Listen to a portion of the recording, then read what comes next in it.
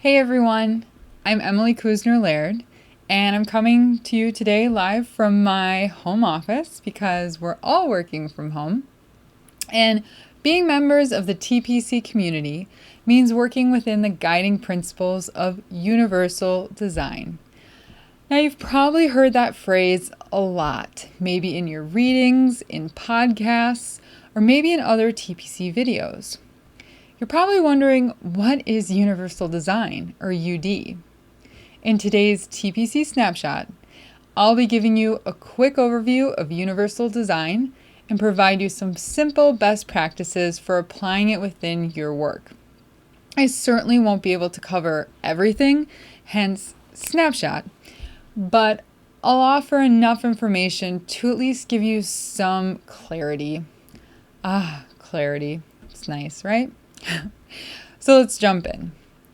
The term universal design was originally coined by architect Ronald L. Mace to define designing environments which are usable by all. So universal design means we're designing with everyone in mind. Because universal design focuses on the broadest audience imaginable, literally, it also functions to meet accessibility needs, which is great for TPC as we can be tasked with preparing documents, training manuals, or an assortment of interfaces that will be viewed by broad audiences.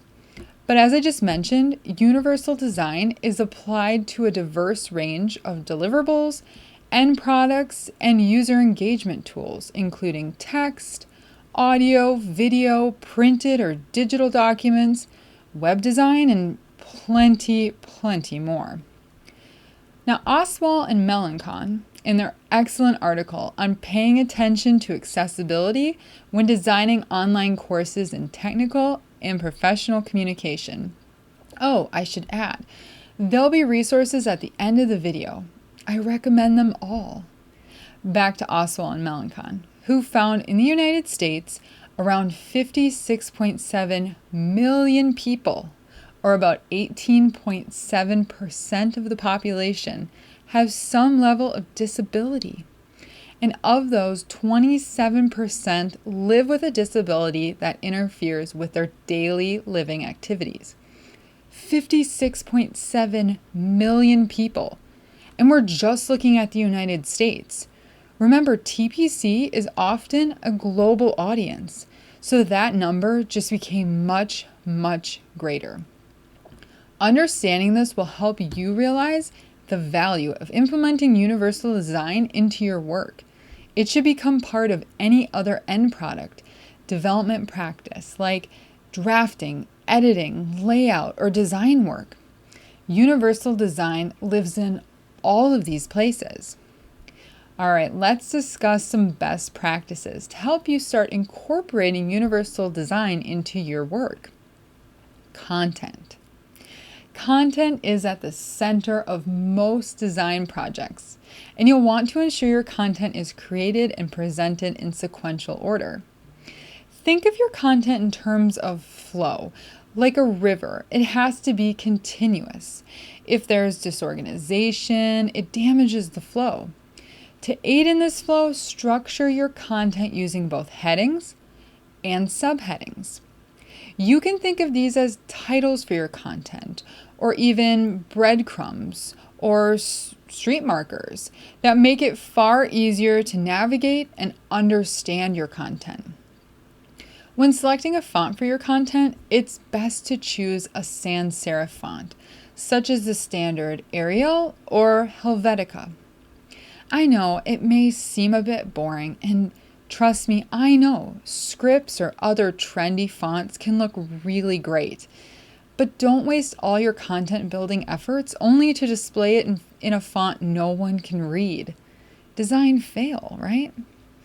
When displaying your content, using multiple colors, fonts, font sizes, or images can be really exciting. Trust me, I'm a designer. I know the feeling. But as you lay out your content, remember, simple sophistication is key. You'll want to have good color contrast. If your font is black, it should sit on a light background.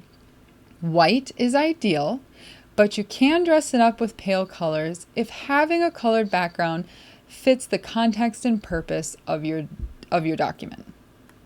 If you're using white as a font color, it needs to sit against a dark color. Black is ideal, but you can get away with other dark colored hues. Just say no to neon colors, all right? Save those for reflective wear and 80s parties. It's where they belong.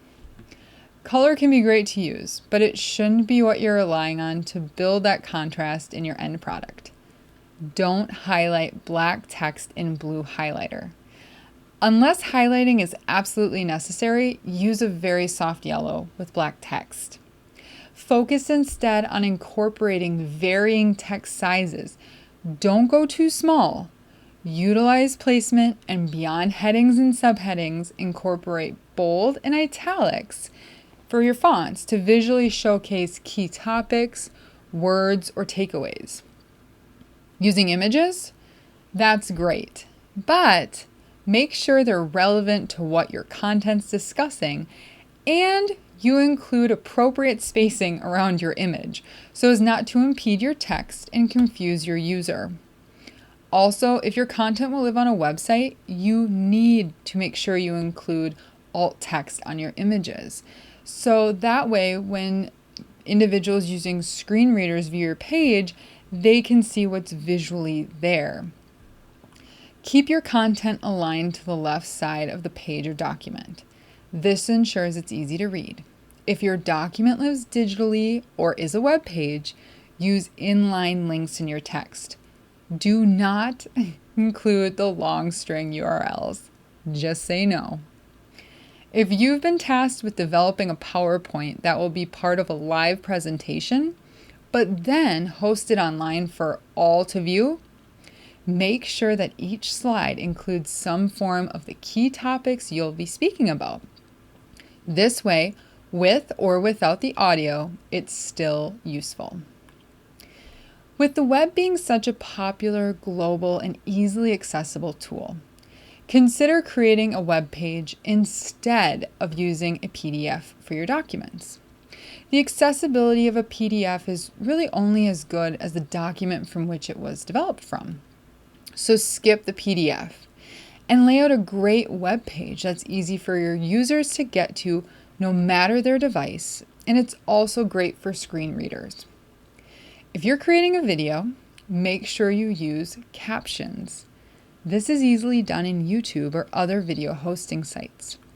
You can also post the script for your video, especially if there's a lot of dialogue between multiple individuals. Summaries and descriptions in the video's About section are also useful and a really good practice to follow. Okay, I know. This has been a lot of information at once, but at least now you understand what universal design is and have some good tips for incorporating it into your work. By implementing universal design, you're not just designing for all, you're acting as both a professional designer and part of the TPC community. This has been TPC Snapshot. I'm Emily Kuzner-Laird. See you next time, and happy designing.